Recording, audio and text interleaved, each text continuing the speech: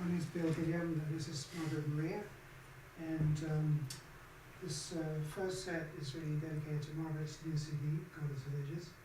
So Margaret's going to talk about that. We're going to play some from her videos and from her audio. And second set, we're going to take a break. Second set, we'll be playing as a duo, as our duo of Margaret, and we'll be presenting our CD on Uncountable Sleeps. So first set is Margaret Maria. Thank you. Great. Thank you, Bill. Thank you, everyone, and welcome. This is a beautiful time for me. When Bill and I had created our Marbilia CD, Uncountable Spheres, we had thought, oh, well, let's release, I have 2 albums, so we decided to release both the albums together. And so I wanted to talk a little bit, and we want this to be a little bit informal. If you have questions, there'll be a chance for you to ask questions so that we're not like totally on the spot. And to be honest, I'm playing along with one of the tracks off of my album, so I've been preoccupied with that. So I haven't been I didn't prepare exactly what I'm going to say. So I'm just going to be relaxed here. So what I do, so the Goddess of Edges is actually all the music I recorded last year, and I will read a few tiny little bits of the program notes. What I do is I kind of compose as I live my life, and the music just keeps coming as I create different ideas in my life, as I try to gain more wisdom and to try to live differently. The music starts to come, and I grab things from all kinds of places. So the CD is called Goddess of Edges. You will see it. Oh, I should have brought one up here. There's a beautiful painting, an interesting painting on the front. So I met an artist last year, and I saw this painting, and I said, oh, that looks like me. But in that sense, I always say that something that looks like me is I can actually see myself within that. And it was the artist piled one on top of the other as if kind of protecting themselves. But the one at the top is defiant. And all of these paintings in a series had headphones on, and some of them actually had the word God on this side. So I asked the artist, and his name is Brent Schreiber. I asked the artist, I had a chance to ask him, what's coming through those headphones? What's the music? And he goes, oh, he didn't think about that because he's an artist, like a painter. And I said, I know. And I hadn't heard anything yet, but that's when I started writing. I said, I know what's coming through those headphones. And that kind of spiraled into months of writing based on the idea of the artist and the artist's role and how we create art. And now it's on the cover. And I knew it was also available for sale. And because I wrote all the music kind of inspired by that piece of art, I actually bought the painting. So now it's in my room, it's in my bedroom. Okay, so the other reason why I bought that painting is I also had a very, very close connection, a kind of a divine connection with the artist Angel Muriel. He's a Spanish surrealist painter in Spain.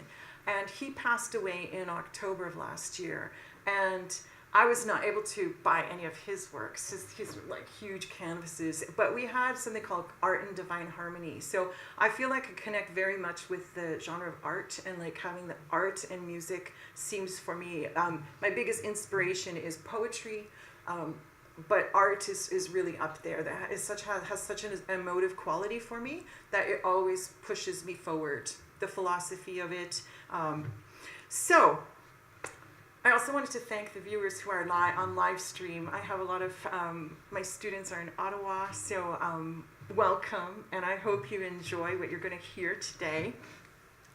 Bill and I will play more of that, but the Milk Frother is only going to come out once, so that was it. It is actually on one of our tracks of our Marbilia CD. You will hear the Milk Frother. Okay, so the first thing we are going to do is, actually when we were planning this, I said, how do I present my music? So I multi-track all my music, and you'll hear it shortly, what it sounds like. I go into my closet studio, and I use Cubase, and I just record on top until my compositions come out.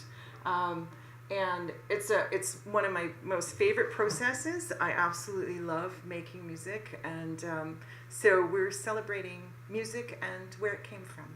So we're thinking, how do I present my stuff? So I decided to film a music video. So a month ago, a one-man show. What you see was filmed by one person, James Nickel of Cleveland Sound Labs, and it was at Ozzy's studio in Baldwin Village. And it's called Her Heart on a Platter. So there are program notes, and I will take a little bit of time just quickly to read so that you get a little bit of context about how I think and how my music is created. And I welcome any questions at any time. Also, I guess because it's so immediate, I write these program notes like while I'm like in the moment. So, and I think, they're highly personal, but I say nobody's going to read them anyway, so I just post them up. But now I have to read them, so I was like, oh no, okay. So I'm going to read you what my thoughts were when I was writing Her Heart on a Platter. And if you want, on the CD, Her Heart on a Platter, although it's first on the list of the tracks, it was the last thing I wrote. I wrote it in January. So it was the culmination of everything that's actually on the CD. But because it's such like kind of a, strong, opener, I wanted it at the beginning. And it also feels like, when you release something, you're releasing something a little bit from the past. And I wanted something that was fresh, kind of to be right there. And that was like the most recent track. Okay, so here we go. I'll just read what I was thinking. Oh my gosh. Okay. And then you can ask me questions after we watch this video. Okay. I am moving so quickly through space and time. It is taking my breath away. I am detaching from any form of attachment, or at least I can see my form disintegrating and running through my fingers. I can't grasp onto anything. I am holding my hands open as the world revolves around me. What I've been fighting, I am now just beginning to surrender to. It feels both horrible and incredible. The music, through her glistening eyes, is something actually She Wishes is at the end of the CD. It was some of that music. Is taking me from one space into the next. It all began with the Goddess of Edges and Listen 51, which is Brent's painting. To go higher. I open up now as an eagle or a dragon or a moth to fly up to find something. The paradox of letting go and finding something is embedded in my bones, my wings. As I lay here, arms open, hands open, relaxed in surrender, I sit still. I wait. The quieter I sit, the higher I fly. The more my hands stay open and accepting, the more energy I can feel. The more I embody, if it comes, let it. If it goes, let it. Then I am ready to fly, ready to be so free. It feels revolutionary. It will now find its way into my music. My revolutionary new music will emanate. I am simply taken away. Gone, gone, gone. And there's a poem that really kind of embodies me. It's important. So, when you're deeply sensitive, love is ecstasy, music is godlike. Heartache is a wide somatic wound. Visual natural beauty is jewel-drenched, wild bliss. Tension and conflict are muscle tightening and toxic straight down to the cells. So how do you hold it all? You rinse, recenter, and remain clear. You recycle your sensitivity by propelling yourself and others to create waves of change in a super-starving world. Direct your passion by spreading your heart only across what clearly matters most. Surround yourself with the souls and spaces that groove alongside your own, the ones that also desire to chase the beauty, courage, and freedom. We're all here to teach each other. Choose love over fear and let go of the rest, breathing what isn't best up out of your bones. Remember, there is power in the body. Harness it for the greater good and allow nothing confusing, peace disrupting, or harmful stand in its way. It is beautiful to feel in a body made for feeling and exist intensely on a planet exuding intensity. That was written by Victoria Erickson. So I will present Her Heart on a Platter, the music video. Bill is also doubling as tech. So, we hope. Okay.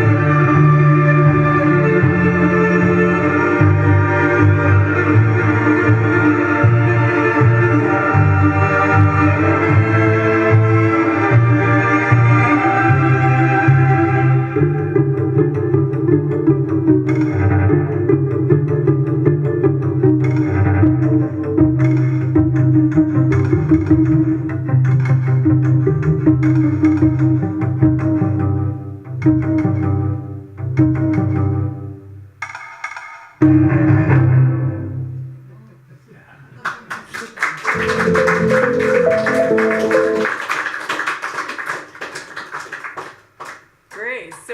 So that is what I produce. That's how I produce it. Does anybody have any questions you might have after seeing that, or about how I produce, or anything?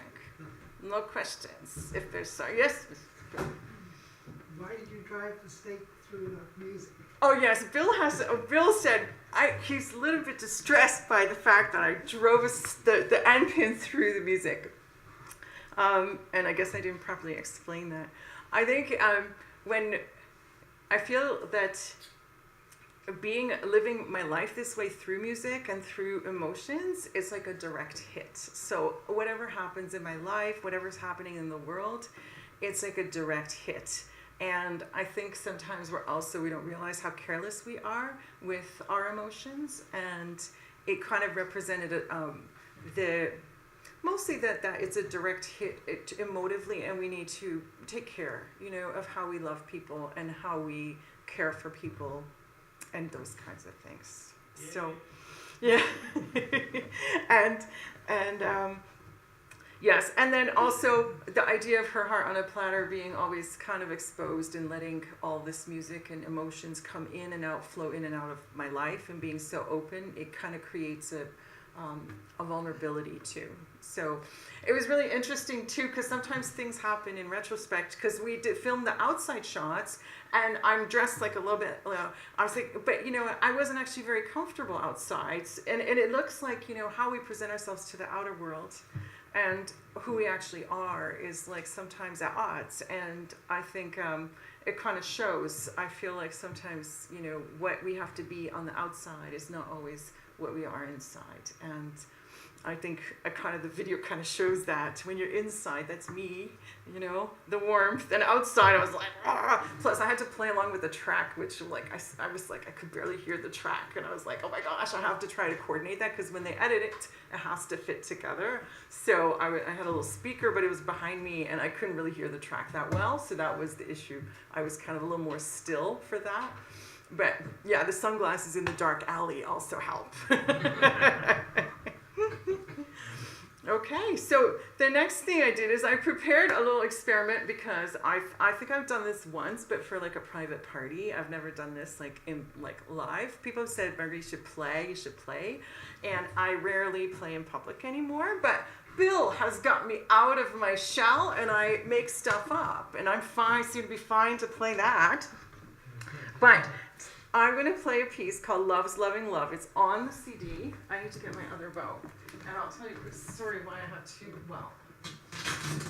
one of the pieces called She Burns is again on the CD. I just actually hurt my bow yet again.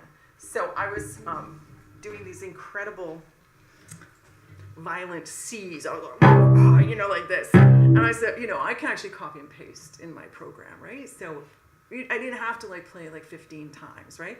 On about 15th time, because you got to get into it, and then you go, okay, if I keep doing them, then I don't have to cut and copy and paste or anything like that.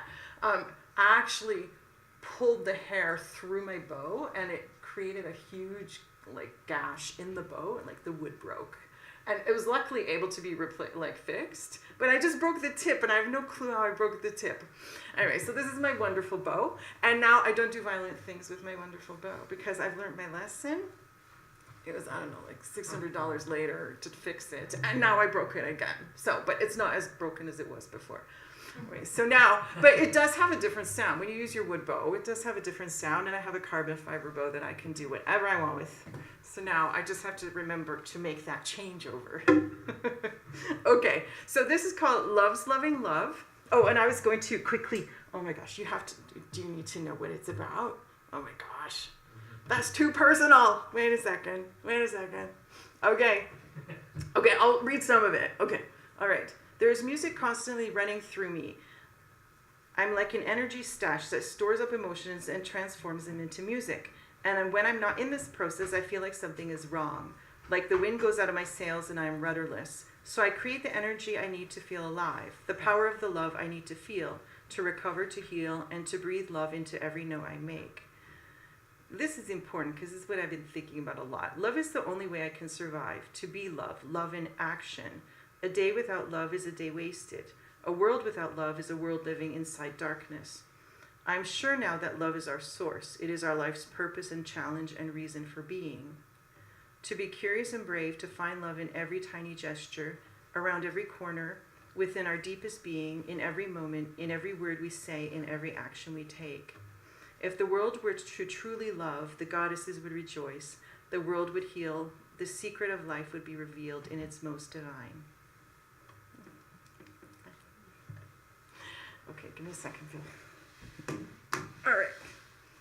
Okay.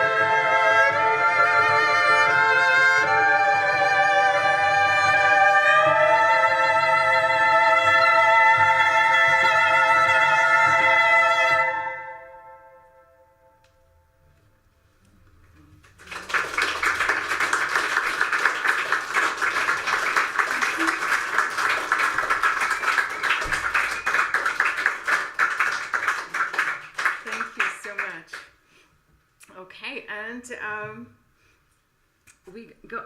Are there any questions? How do I do what? Anything? Those were false harmonics at the beginning. They're frighteningly not the greatest thing to start your concert with your false harmonics. But you got some false harmonics in there. So a lot, on this CD, you hear a lot of like that higher pitch, and they sound like flutes. And that's because like I do a lot of false harmonics in there. Other tools I use, well, you'll hear a little bit in the next piece. It's, okay, so...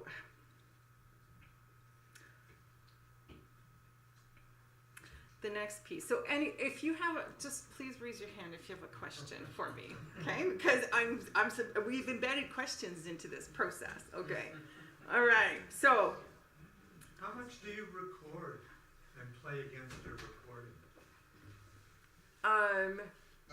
Like that was a recording that you had recorded before, and then you play with it. Yes. With it. Yes. You do that often? Never. This is the first time, really. Yeah. I did it at a party. That was what I did before. So it's like, this is the first time, because people have said, I should play more along with the track. So if you like it and you think it's good, let me know. I could do more of it. Because I don't really have a way to showcase my music. And that has been the problem, right? Because like sometimes I go in there and there's 20 tracks. It's just like there's a lot of, it's just a lot of different tracks of music that I just keep going until I get my final result, basically. Okay, so that's how I fully through compose everything. So everything has its compositional language. I don't theoretically I don't really go by my theory at all. So it's just more instinctively. So I actually just find things on my instrument that I want it to sound like, and I don't really label the chords. I have a friend of mine who actually listens back and says, and actually reverse engineers and said, wow, when you modulated here and you did this and that. Well, I'm like, okay, that's good to know I did all those things. But a lot of this is just instinctive. I'm not a composer. Well, I'm a composer now. I started composing late in life. So I took no composition classes before. I was strictly a performer. So I was playing my music all the time. And I played, well, everybody probably knows where I've been. No, maybe not. No? Oh, my history. Well, we could take forever. Bill, we're not going to get to that. I grew up in Toronto, and I started playing cello when I was 12 through a school program.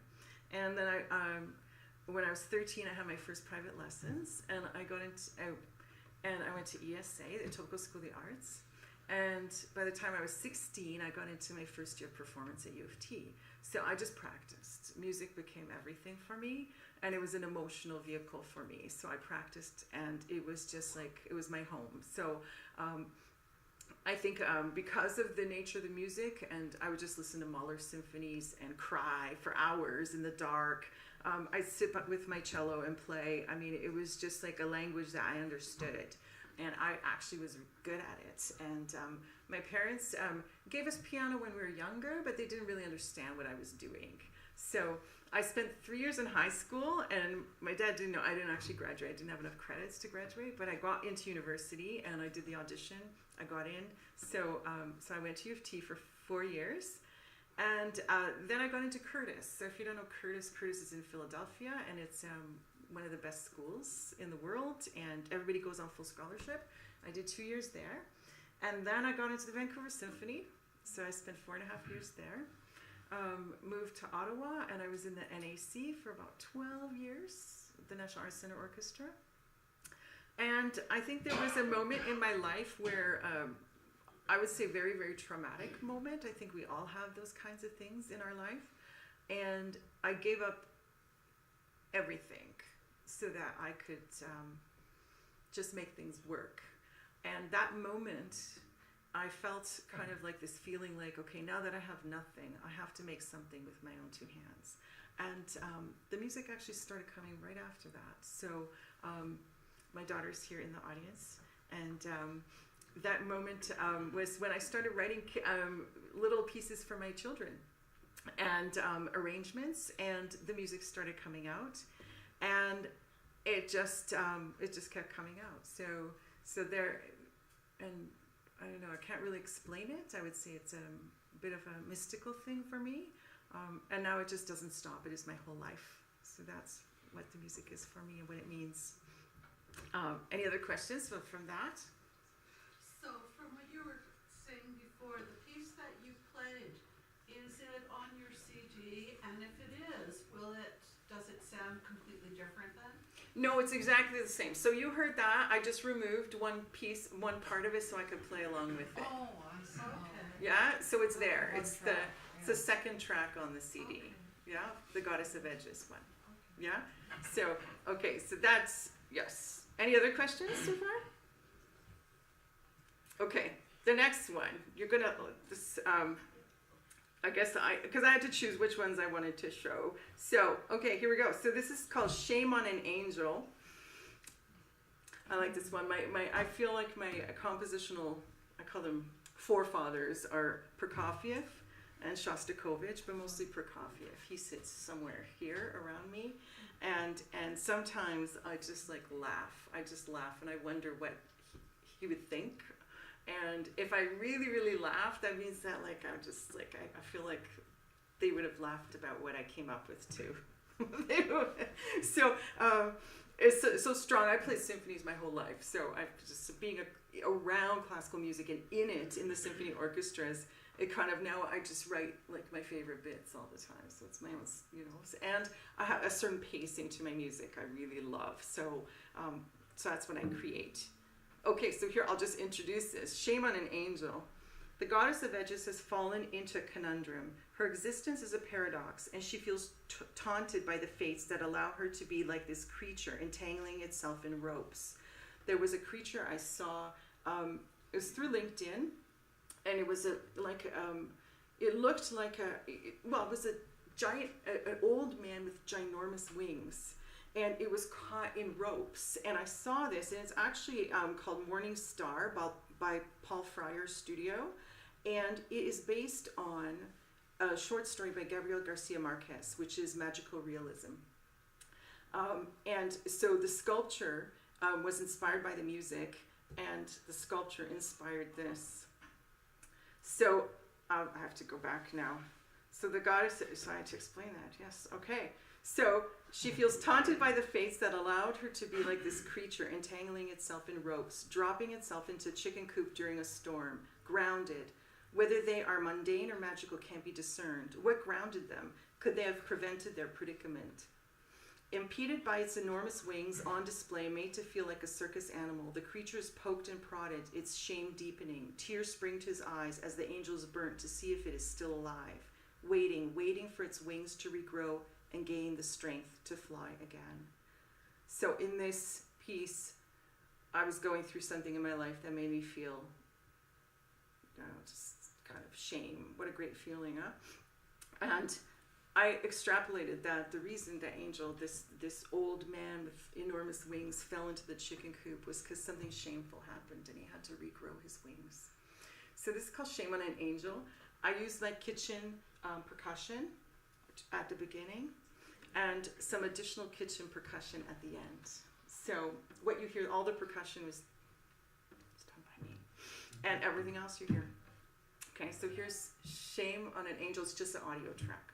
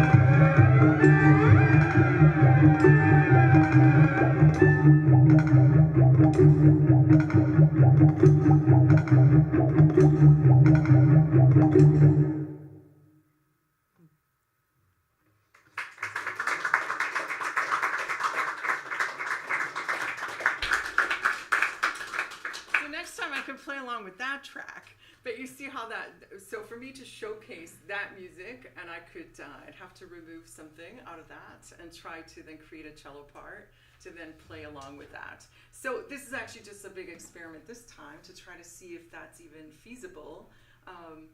With Love's Loving Love, I think it was fairly easy with the monitor to follow and just play along with it.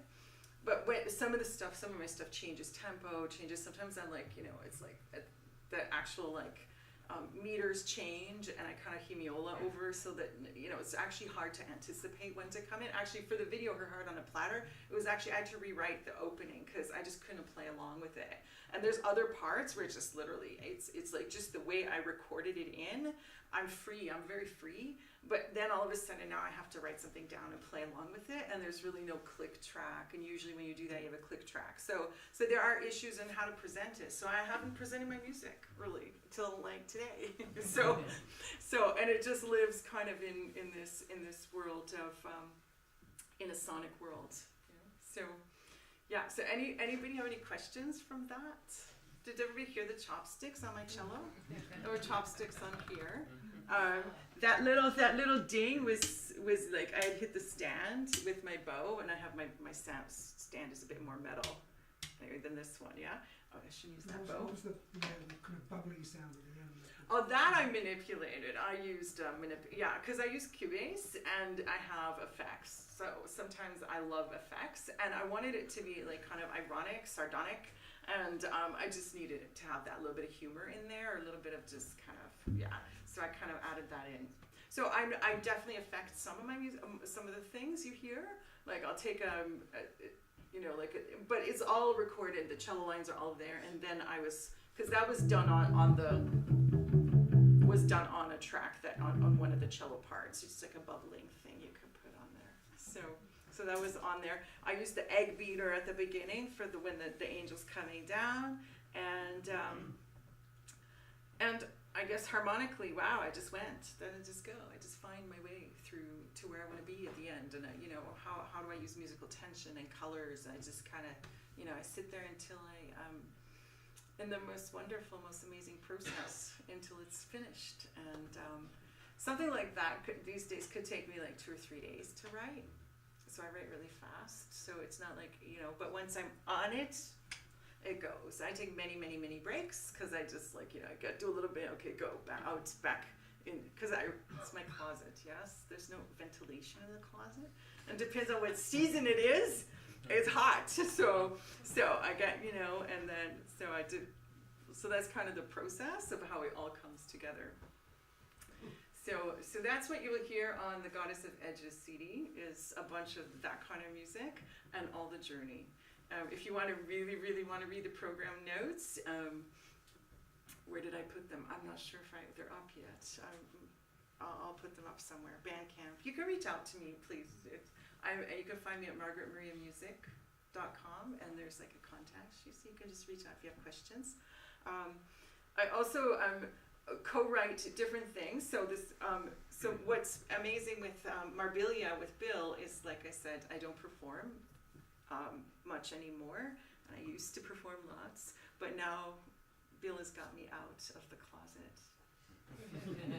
Really, yes. So that's amazing. I also co-write with Craig McConnell, and we have something called Rage Angel. So some of the music, none of this. Well, this was just released, like today. It's just up on all the streaming services. But we do like an electronic and cello mix thing, and those are licensed. So I've been licensed on WWE Raw, Monday Night Raw, SmackDown. So I've got some music on Top Gear. So for me, the genre and style, it doesn't matter. I just want to go.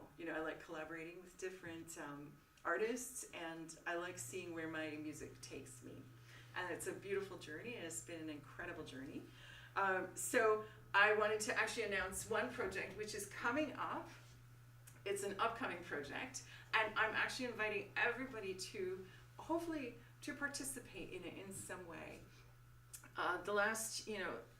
I think the state of the world is always difficult for artists to understand. So we always need to create something. And artists the art represents what's happening in the world in a space and time. I've written quite a few pieces that reflect times of war, but we have war is constant. So and in different places in the world at any given time.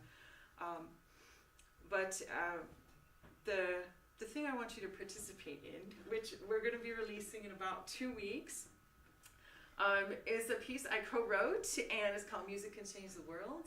And it looks like I wrote a pop song. So when I'm starting something new, I'm not sure how it's going to come to be and what it's going to sound like. And so I've been stretched a little bit yet again, into different kind of genre.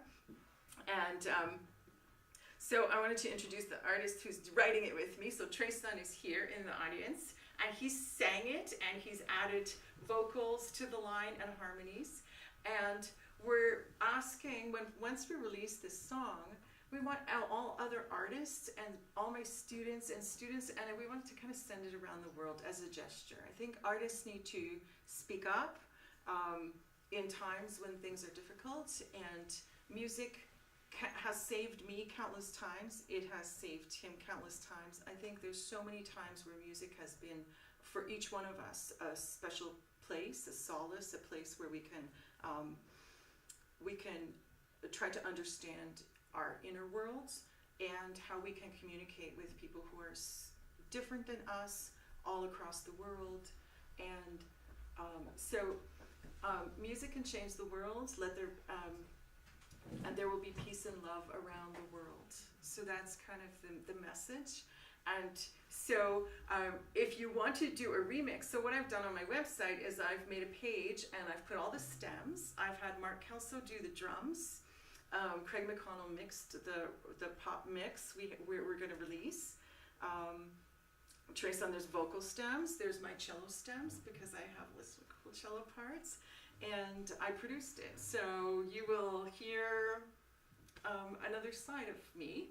And I'm hoping that you will want to find a way to remix it. We want people to put up, so we're going to make a little social strategy. We haven't done that yet, but I wanted to just let the word out to kind of get your interest tweaked, that we would love to have like a remix or a cover or kids just singing. We're going to do this with Orchestra. I teach with a not-for-profit in Ottawa. And we're going to try to do that with Orchestra and have the kids sing it and maybe have a guest artist and have different people kind of come together.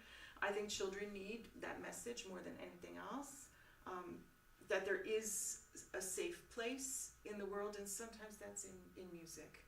Sometimes it's within your community.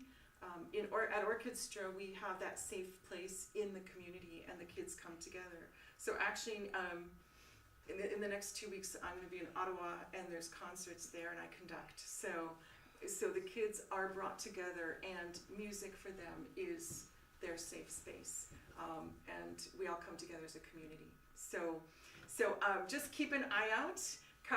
Try to follow me on social media. So Music Can Change the World is what's going to happen. If you have any questions at intermission, Trayson is there. You can ask him about it, and you can ask me about it too, or about Goddess of Edges.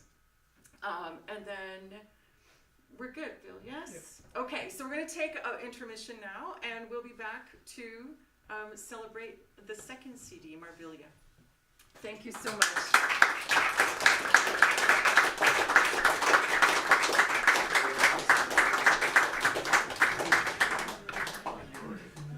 Thanks everybody, we'll be back in about 10 minutes.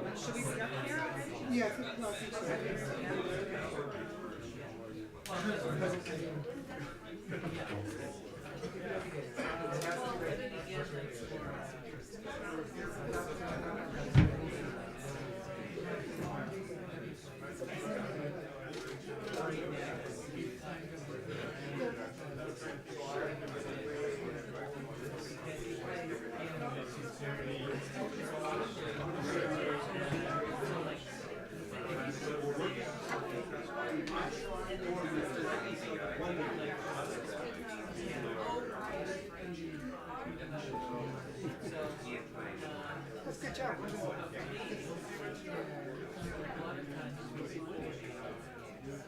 So, once the video is over, we just go back in? We should talk about it until the and then go. Okay.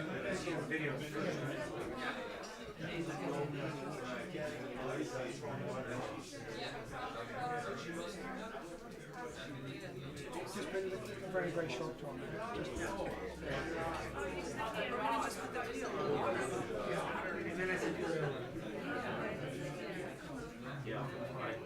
All right.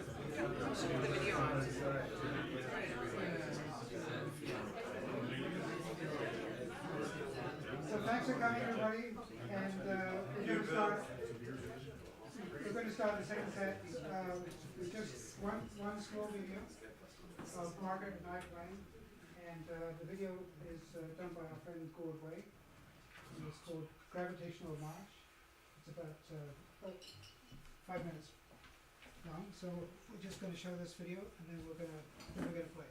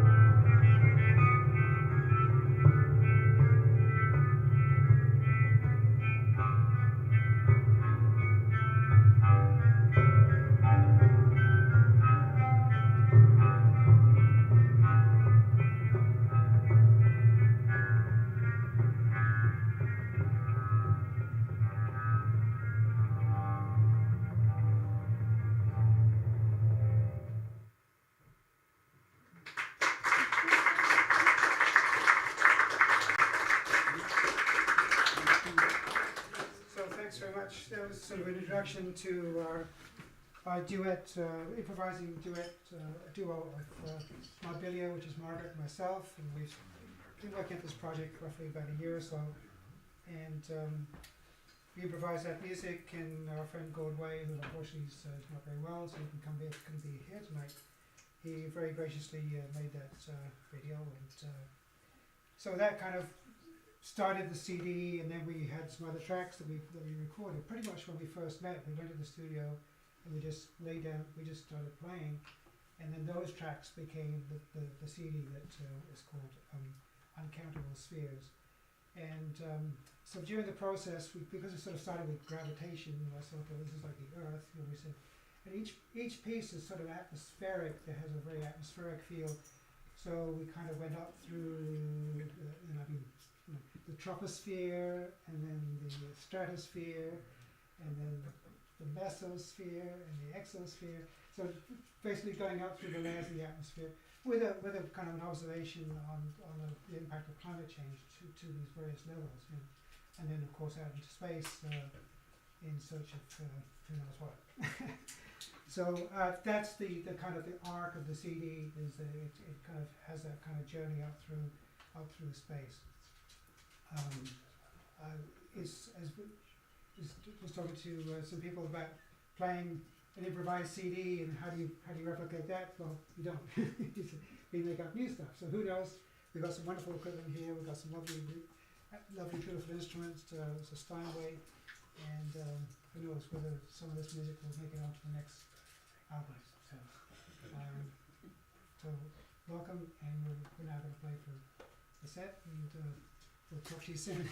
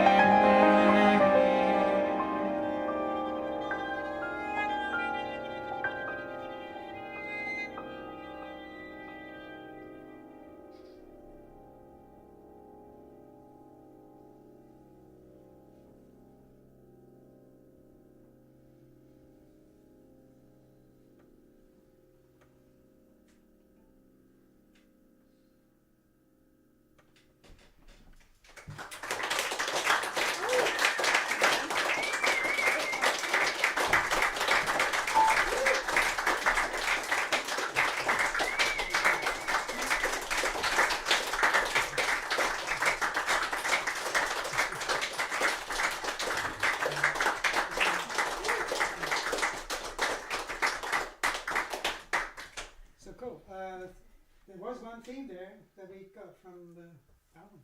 Oh, yes, That was, yeah. we get from that. So thank you very much for coming. It's been a real pleasure to play for you, and we welcome you to come back to this wonderful space that Mark has, and here's wonderful concerts here, classical concerts, and different kinds of ensembles. It's a beautiful piano. It's a beautiful space, and it's all recorded on YouTube and everything. So we hope to see you again sometime in the new year. All the best for the holidays.